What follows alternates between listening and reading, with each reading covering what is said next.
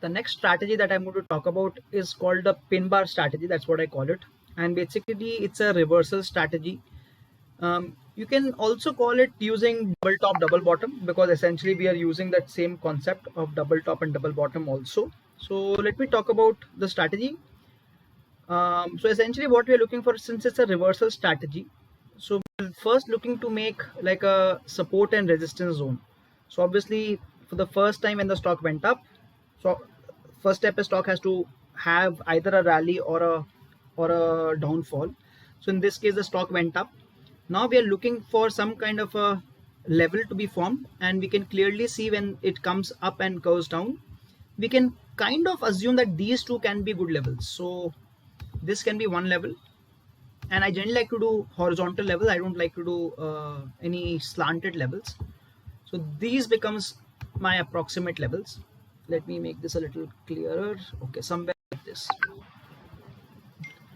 Now what I'm looking for after I've got the level is, if the stock, so this is the first time, right? So I cannot take an entry right now, but if the stock comes to one of these places and it makes like a pin bar. So if you see here, this candle here, this is a clean pin bar. So a pin bar means that a long wick in a small body. So that's a pin bar. So you can see that this pin bar was made and it touched the bottom level, the bottom zone.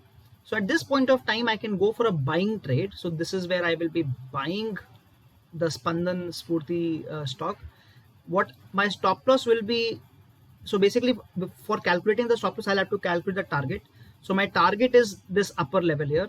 So this is my target, and my stop loss will be about half of this. So whatever is your target, let's say in this case the target is about 563 to 640, almost 90 points target. So 45 points will be my stop loss. So somewhere here, so that will be my stop loss, 1:2. And once I take an exit, so this is where I am exiting my trade. Again you find the similar pin bar happening here. So again I'll go for a buying trade. Again I'll go for a buying trade, and again I'll wait for my target to happen. Again you will see another pin bar happening here. So you keep getting these pin bars. Now what I've seen in many times is that the first pin bar has the most success of chances. The second pin bar has the second highest number of success chances. And if I have the third pin bar, then I might even avoid this trade. So generally I want to take the trade only either on the first time or on the second time. I don't want to take the trade after third or fourth time. Right, so this was one example, and I can keep doing opposite trading also. So let's say I get one trade here, then I get pin bar here, so I can go for a selling trade. Then again I can go for a buying trade. So I can keep getting trades in the same stock up and down. Right, so this was one example. Let me also show it to you. Very something similar on Zensar as well. So again in this example I'm going to show you the other way around. So stock was clearly coming down. And then once it started to come down, now I'm looking for a level, right? I'm looking for my levels to be formed. So if you see here, the stock came down firmly down.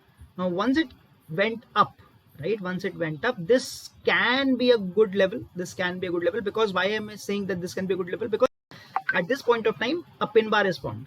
So for me, this becomes a good level. And as of now, this also becomes a good level on the downside. Because I don't know, because these are dynamic levels, right? So these levels will keep changing. So I've got two levels now. I have not taken the entry here. As I told you, the first time I cannot take the entry because this is where I'm just making my levels. Now if it comes down, so it comes down and it has broken the down level. It has clearly broken the down level, and there was no pin bar here. So obviously this is not the right level. So I'm going to shift my level now. I'm going to shift my level to this, but my upper level still remains same because it has not yet broken that. And now again I'm waiting for a pin bar to happen. There is no pin bar happening here, but we see a pin bar happening here. So I can again, as per my last example, I will go for the selling trade because this is the first time. So I have a good probability. I will sell here, this being my target, and I will exit here. Again, I'll keep my 1:2 as my risk. So my stop loss will be somewhere here, about 1:2. Again it comes here.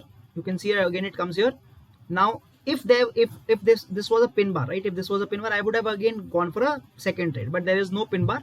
So, and it has broken the level, so that's it, my levels are out. So this is no more the level. So I've only taken one trade in this example.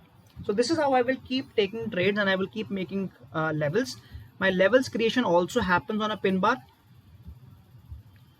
but I don't take the trade on the first time. I only start taking the trade once the levels have been confirmed. So even in the previous example, right, you will see that I made the level because there was a pin bar here. There was a pin bar here, so I made the level, but I did not take the first trade. I started taking the trade from here. So I hope you like the strategy. Thank you.